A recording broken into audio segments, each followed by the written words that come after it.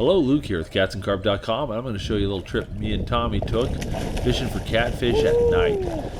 Night fishing for catfish is great for two reasons. First, the catfish are a lot more active at night, and two, I don't have a lot of time in the middle of the day to go fishing. I try to catch my bait, find my spot, and get anchored up about an hour or two before sunset. Locally caught live bait is my favorite bait for two reasons. One, it works absolutely fabulously on all species of catfish, and two, it teaches you to find where the catfish are at. If you can find the bait, you can find the catfish. If you understand how the bait move and how they work, then you're going to understand how the catfish move and work. So I go out with my cast net and try to catch anywhere between 15 to 25 shad. I'll lose about one shad for every 1 to 2 hours per rod. So if you got 6 rods and you're going to be out for 4 hours, that's about 12 to 24 shad. The biggest problem with shad is that in the summertime, they're very hard to keep alive in the live well.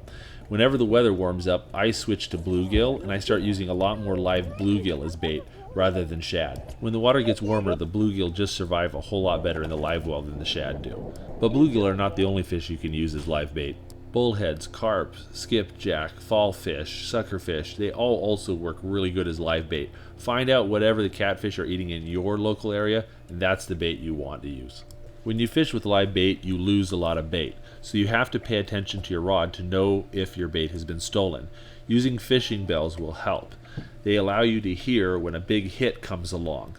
If you hear a big hit and nothing happens 4 to 5 minutes later, check your bait. If you don't have bells, you're going to miss those hits and you're going to lose your bait without knowing it. Bells are particularly helpful at night and when you're fishing with multiple rods. Just make sure to take your bells off when you're casting and fighting a fish, or you're going to lose a lot of bells. I love this setup I'm using here. I'm using the Chad Ferguson Series Whisker Seeker 7.5 foot spinning rods, the medium heavy action. I've got Okuma Trios 55S reels, 40-pound braid, and I've got the 3345 monster rod holders bolted to my rail. Absolutely awesome setup. The shorter rods, the braided line, and the rock solid rod holders all help set the hook when the fish gets that big 10-aught circle hook in its mouth. With circle hooks, the fish sets the hook by itself while the rod's still in the rod holder, so having a rock solid rod holder really matters. Oh, that's a blue. It's a blue catfish, Tommy. Oh, he's about to pop off that hook. Oh, wow. He's hurt. Oof. Look at that.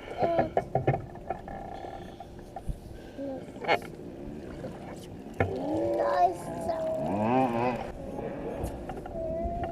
Oh, those blue cats just take off screaming. Yeah, he is. Nice target. Yeah, he's a blue catfish.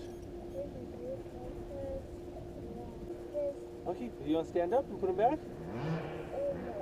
Okay, I'll put him back. No, hold it. I'm not going back. You want to put him back? Okay, hold him. You got him.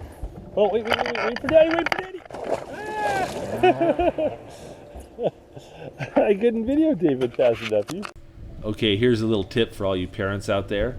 If you get out on the river and you realize you forgot your kid's sippy cup, you can make one with a pocket knife. Just cut an H in the lid of the bottle, just like that. 3 cuts that form a capital H make a perfect little valve. Try drinking it this way. Dad. Here. Tommy gets to drink his juice, but when he drops the bottle on my upholstery, it won't get juice everywhere. Everyone's a winner. That work? There you go. Do it yourself sippy cup. If you're fishing with live bait, you need a rod and line that's tough. You're casting about 5 to 8 ounces of live bait, plus about 3 to 4 ounces of lead. That's a lot of weight to sling around. You need at least a medium heavy action rod and at least 20 to 30 pounds of braid just to cast your bait. And when you're casting, don't forget to take your bells off. I'm a big fan of big circle hooks. The great thing about circle hooks is that you don't have to set the hook. When the fish grabs your bait and swims away, the hook sets itself in the side of the fish's mouth, and when you can tell the fish is on the line, you just reel down all the slack while the rod is still in the rod holder. Once the rod is bent over really good and you can feel the line tight, take the rod out of the rod holder and start fighting the fish. I could tell this fish was a blue catfish because it took off for the deep water really aggressively as soon as it hit the bait.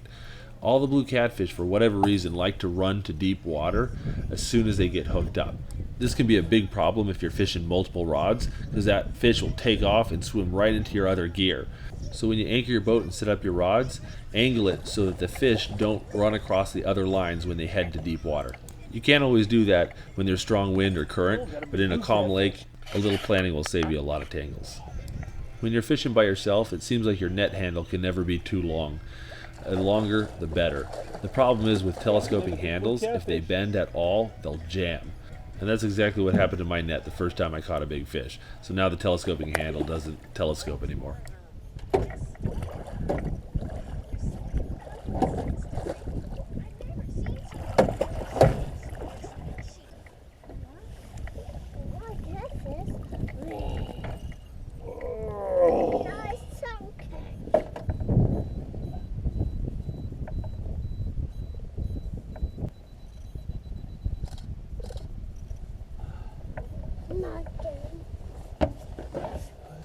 Down. Here, put your arms out. Okay, put your arms out. You got him? He's heavy. Okay, hold on. You ready? When fishing with circle hooks, it's important not to start reeling until the fish is hooked itself. If you look at the rod tip, that happens when the rod goes down and stays bent for about 2 or 3 seconds. Of course, circle hooks are also pretty forgiving. I have to go and turn on all my camera equipment, turn on lights, and mess around with my kid. So if it takes me 8 or 10 seconds to get to my rod, it usually isn't a big deal. It's very forgiving as long as you've got good drag and a good rod holder. This is a real typical spring nighttime fishing trip for me and my boy Tommy. We're about an hour into our fishing, right around sunset, and I've got my third fish on. This technique works great on blue catfish, channel catfish, and flathead catfish. And you only catch good sized fish.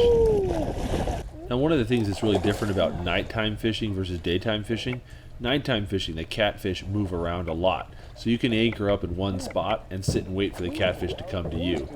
In the daytime, the catfish tend to hold up in their little lairs, and you got to go find them. So you go and hit a spot, you catch a few fish, then you got to move on and find a new spot and catch a few fish, because there's just not as many fish moving around in the middle of the day.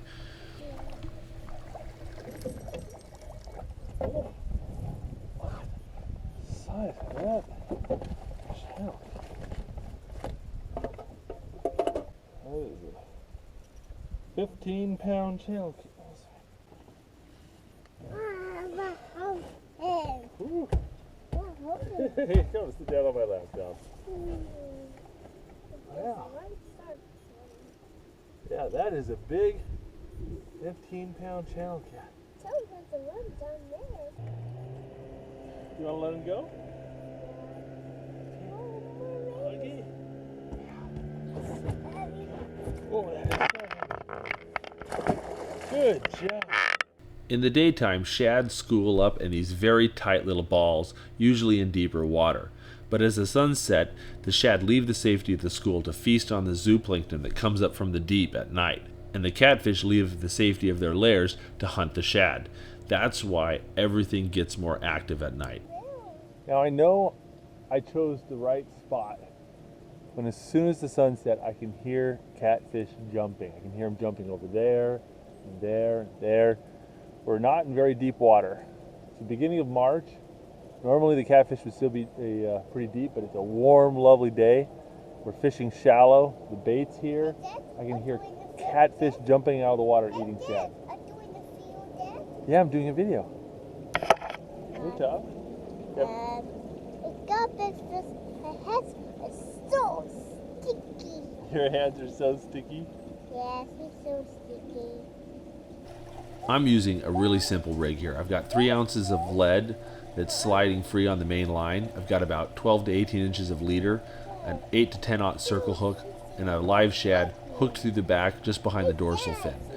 I like to hook the shad through the dorsal fin when I'm in still water, and I hook them through the nose when I'm in current or when I'm trolling. I do this because it affects the way they swim. If you hook them through the back, they'll swim up off the bottom.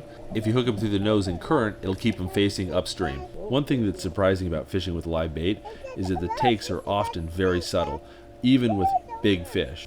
Sometimes the fish will mouth the bait for several minutes before committing and actually swallowing the bait. Often with smaller catfish, the takes are really aggressive and brief, and with the large catfish, they're very slow and powerful.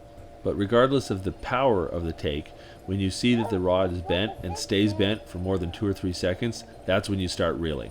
It doesn't matter how far the rod's bent over, it matters how long the rod stays bent over. Another indicator of the size of the catfish is how long it takes it to come to the surface.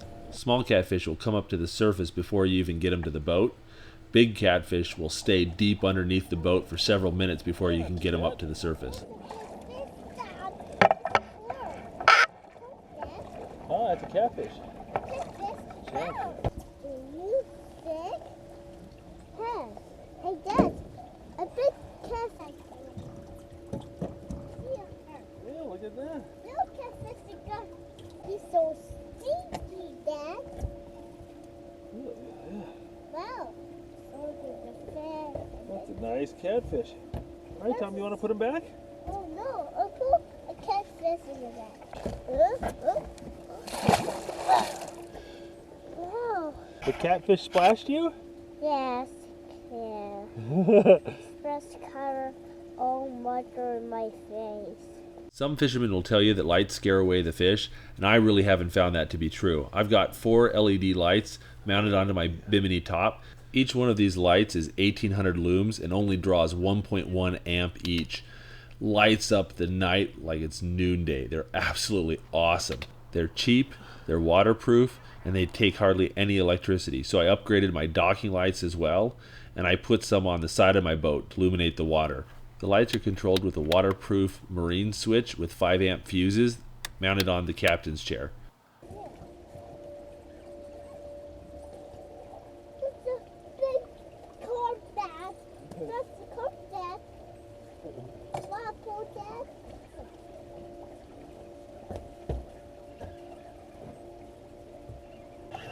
Hey, Dad. You want to net him? Huh? You net him, Tom. I got it! You got him! Yes, You got it, Tom! yes, I got it. Oh, Big. heavy channel cat. That's big. It's big. It's Ooh. big. Well, what? Fine. Hey, sit on Dad's lap, Tom. Who's that huge fish? Oh, Yeah. got 2 fish. Ouch. Did you get fish slapped? A fish will hurt me. Oh, that fish hurt you? Well, that's a naughty fish. There's a tail, Dad. There's a tail. And there's a fin right there, Dad. Yeah, look at that. That is a fat channel cat. Yes. That's so cool. Here you come. Okay, Huh? you got him? Yes, Hey. I got it. Ooh. This is why I love night fishing for catfish. It's a weekday, I get home from work about an hour early, I take my boy out onto the lake, we get fishing, 4 hours, we've got half a dozen or more catfish in the boat, all nice fish. If I'd taken the whole day off work and gone out in the middle of the day fishing the exact same spot, I probably wouldn't have caught as many fish as I did in the 4 hours right around sunset. It's just a much more effective use of your time and a great way to fish. Nice fish. Rubbing it, just rubbing it.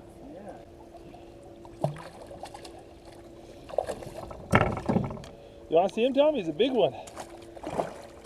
Oh. No, it's not. It's a blue. Let's see. Oh, a big white tail cat. No, he's a blue catfish. It's a blue catfish. Whoa, it's big. Blue catfish.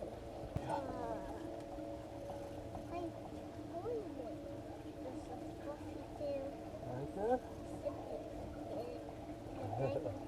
So, smile at the camera, say cheese. Okay, you want to put him back? Yes. Look at it in the car by the too. Yeah, come. This one's heavy. Ready? Big. 1, 2, 3, go. Well, hopefully this video taught you a few things about catfishing at night. And remember, a few hours at sunset is more effective than spending all day out in the sun. So get out there and have some fun. And if you like this video, don't forget to check out some of our other great videos and subscribe to the Catfish and Carp YouTube channel for new videos every week. Thanks for watching.